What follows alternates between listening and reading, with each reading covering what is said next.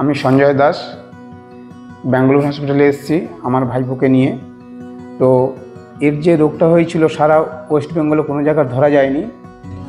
এর যে রোগটা হয়েছিল এই রোগটা জানা যায়নি। তো ব্যাঙ্গালোরে আমরা আসি, ব্যাঙ্গালোর হসপিটাল কেংরি। তো এখানে আসার পর ডক্টর এইচ.এস. জয়শঙ্করা এবং আমাদের মঞ্জুনাথ স্যার এবং আমাদের ম্যাডাম অশ্বিনী ম্যাম তিনজনের তত্ত্বাবধানে এর যে রোগটা হয়েছিল সেই রোগটার নাম হচ্ছে বার্গারার ডিজিজ।